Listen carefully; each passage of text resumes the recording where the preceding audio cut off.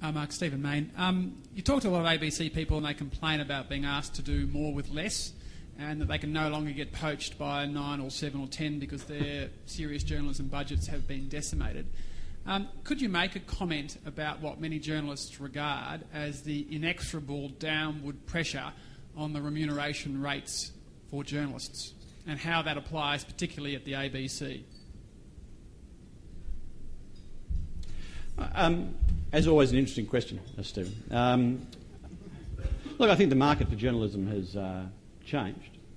And I think if you look at actually the spread of ABC salaries, I'm speaking generally, I think there would be some very junior staff at commercial radio or whatever who get paid significantly less than the lowest wage at the ABC, and clearly at the high end, high-profile talent get paid more in commercial land than they get paid at the ABC, and we kind of comfortably fit in the middle of that. Pardon? Now, John, we're not going to... I'm happy to produce the list, John. I mean, John Fane's worried about this television push because he's going to have to dress to radio now because we've put cameras in his studio. He wants a wardrobe allowance now, I understand. Look, I mean, it's clearly a different market out there, Stephen. I think we attempt to be competitive in that marketplace.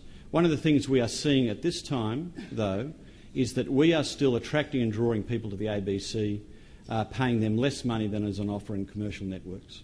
And there have been some high-profile examples of that in recent times, and that is simply because I think there's an excitement and engagement around the kinds of things that we are doing. I think it's a demanding time in journalism. I think there's a pressure to learn more skills and an opportunity for you to find different ways of telling your stories.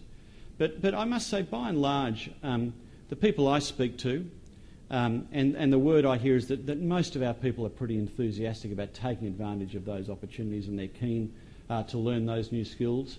I think for many reporters it gives them more control over their story than they've had in the past, and that all in all it's a positive thing. And we want to make sure we're not putting unreasonable demands on our staff, but I think our staff are embracing the changes pretty well. And I think we have a lot of people who want to work for us. You know, a day does not go by when I'm not personally receiving and our senior news team aren't receiving requests for people who are just wondering what opportunities they might have. And that is not to do with the money we're paying by comparison to elsewhere. I think that's to do with the opportunities that are seen to available at the ABC.